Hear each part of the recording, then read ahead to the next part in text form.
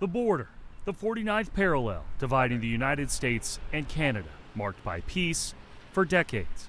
No wall, open gates, a draw for Ribwar Omar, who carefully planned to run for the border. I took a flight from New York to Seattle and stayed one night there in a hotel. The Iraqi man fled his home country over fears for his safety. And on a fateful November day, after that one-night stop in Seattle, found himself running again. There was some pathways that it was made by humans or whatever. I just found myself out of the forest, and I found the main street. It's called Zero Avenue, between the two countries.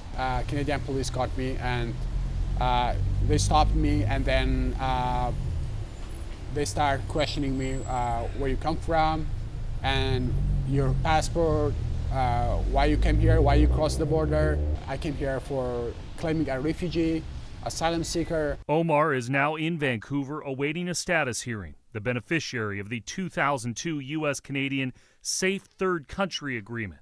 His story is becoming increasingly common, covered by Canadian broadcasters as a steady stream of refugees seek asylum, almost 1,300 in BC in 2017, a 76% increase over the year prior. The Immigrant Services Society of British Columbia says 90% of refugee claimants are walking across here at the Peace Arch in Blaine. It's got our resources stretched to capacity. Chris Friesen is with the Immigrant Services Society of BC and says there is now a backlog of refugee claims. For 14 to 16 months, they're getting government assistance and health care. Yes, and the ability to work. He blames the Trump administration for the sudden surge and says the phasing out of temporary protected status for refugees from multiple countries could add to the totals. Canadian Prime Minister Justin Trudeau, who once tweeted about the country's welcoming status, has wavered since over questions about whether Canada can sustain the immigration influx. When someone presents himself at our border, we have rules to follow, and we make sure that those rules are followed. Canada's Border Services Agency says refugee numbers have increased in BC, Manitoba, and Quebec in the past year in particular.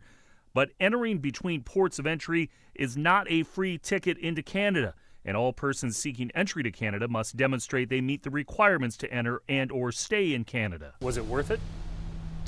Actually, it is. Omar says leaving his mother back in northern Iraq is his only regret. To see her again, because I'd like to have a chance one more time, like in my life, also her life, to see her again. And so that's my wish. A wish with a question of whether it will ever be granted. In Vancouver, Chris Daniels, King 5 News.